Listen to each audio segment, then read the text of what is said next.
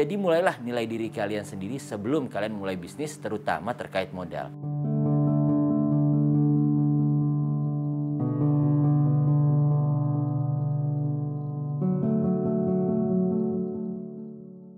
Halo semuanya, selamat datang kembali. Di video sebelumnya kita sudah membahas tentang persiapan memulai bisnis jasa. Dan di video kali ini kita akan membahas tentang tips mengelola keuangan kalian. Oke, tentunya kalian pasti punya rasa penasaran terkait modal. Berapa yang harus saya keluarkan pertama kali membuat Harness Studio? Kurang lebihnya 350 juta. Wah, besar ya? Yes, tentunya besar. Karena memang pada saat Harness Studio awal mulanya saya buka, dengan tujuan target market di kelas A atau yang bisa kita katakan untuk high class kelas atasnya. Nah, disitulah saya sadar bahwasannya saya dari mana bisa mendapatkan uang sebanyak itu. Kemudian di situ saya mempunyai sebuah privilege ketika menjadi pegawai bank, adanya pinjaman pegawai. Bisa dikatakan cukup resiko sangat tinggi yang saya ambil pada saat itu karena biasanya pinjaman pegawai itu digunakan untuk membeli rumah, fix aset, atau mungkin membeli mobil yang dimana ketika dijual lagi ya tentunya pasti akan bisa. Cukup nekat, itu adalah awal mula saya. Kalau saya gagal bayar pada saat itu setiap bulannya, berarti saya bekerja di BUMN hanya untuk membayar hutang. Tapi itu adalah contoh baik dan buruknya. Jangan pernah kalian mencoba kalau seandainya memang kalian tidak memiliki kesiapan diri untuk melakukan hal tersebut.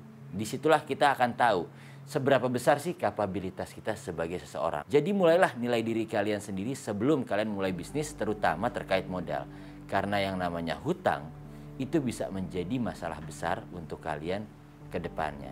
Nah, di sini saya ingin membagikan sebuah teori dasar dari pengelola keuangan kalian kesehariannya. Teori ini saya dapat 50%, 30%, dan 20%. Maksudnya apa? Misalkan gaji kalian 5 juta rupiah setiap bulannya. Itulah umumnya UMR di Jakarta ya, 4,5 juta sampai dengan 5 juta. Coba mulai kalian sisihkan dari sekarang 50% yang berarti 2,5 juta. Itu untuk kebutuhan pokok kalian. Seperti layaknya apa? Papan, sandang, dan juga pangan. Kalian bisa mengambil dari situ. Terus sisanya kemana? Masih ada 30% lagi. 30% kurang lebihnya adalah 1,5 juta rupiah. Kalau gaji kalian tadi 5 juta. Itu bisa kalian gunakan untuk kebutuhan konsumtif. Ingat, kerja terus-menerus itu akan menguras kapasitas otak kalian. Menabung bukan dengan cara menyiksa diri kalian. Tapi mental kalian harus happy, harus bahagia dan lain-lainnya. Untuk apa? Menunjang pikiran sehat dalam ide berbisnis ke depannya dalam mitigasi resiko hal lainnya. Yang terakhir adalah 20% atau sekitar 1 juta rupiah. Untuk apa? Untuk ditabung dan investasi jangka panjang kalian. Percaya dengan saya, melakukan konsep 50%, 30%, 20% itu akan menjadikan pribadi kalian yang siap menghadapi masalah apapun ke depannya dan tentunya memiliki tabungan jangka panjang. Itu pasti happy banget. Kita kembali lagi ke bahasan terkait masalah bisnis. Harness Studio misalkan, di dalam 100% penjualan setiap bulannya, tentunya kan itu bukan net profit atau pendapatan bersih. Penjualan itu masih kotor.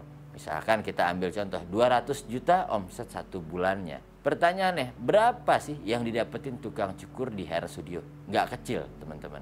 Mereka tidak ada gaji pokok, tapi mereka punya persentase. Mengapa mereka dikasih persentase? Ya inilah dia bisnis jasa.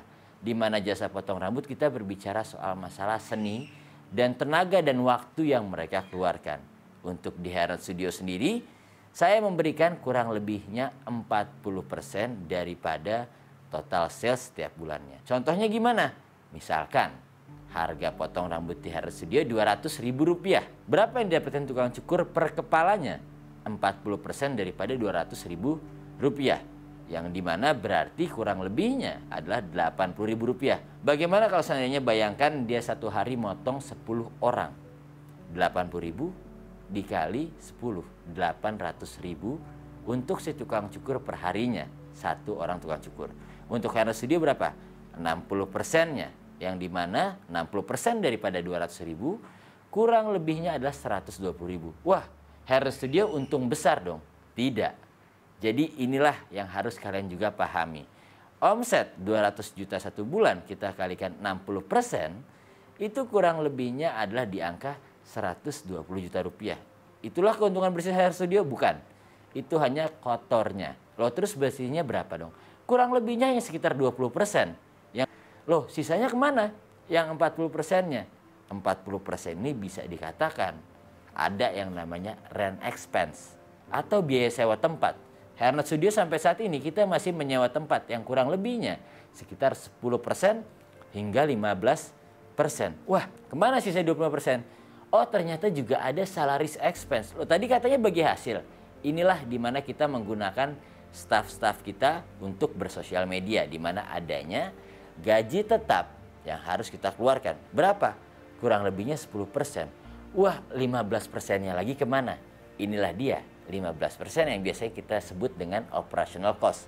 Banyak, contohnya kayak bayar listrik, atau kita maintenance ini, itu, dan lain-lainnya. Jadi setidaknya kita punya pendapatan bersih 20%. Setelah pendapatan bersih tadi 80 juta rupiah, ternyata aspek daripada memotong rambut itu termasuk adalah kebahagiaan untuk setiap orang.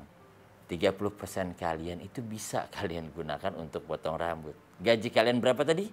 5 juta rupiah. 30% dari 5 juta rupiah, 1.500.000. 200.000 motong rambut, ya nggak masalah dong.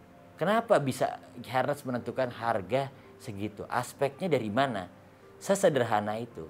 1 sampai dengan 5% UMR di Indonesia itu yang menjadikan dasar bagaimana kita menentukan harga. Berarti di situ masih masuk ke dalam range Hairnet Studio menentukan harga yang dimana 30% dari kalian itu tidak akan membunuh kalian dan tidak akan namanya membuat kalian menjadi miskin atau merasa tempat cukur ini harganya mahal banget ya. Itu dia tips dari saya tentang pengelolaan keuangan dalam menjalankan bisnismu. Sekarang saya ada challenge nih buat teman-teman.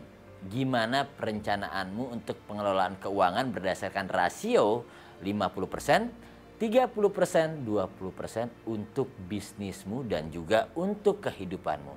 Jangan lupa share di kolom komentar di bawah ini. Di video selanjutnya, kita akan membahas tentang mengelola SDM atau sumber daya manusia. Gimana caranya supaya kamu bisa dapat talent terbaik buat dukung bisnis jasamu. Gimana juga cara menjaga relasi dengan karyawanmu. Jangan lupa dong, klik next buat video selanjutnya.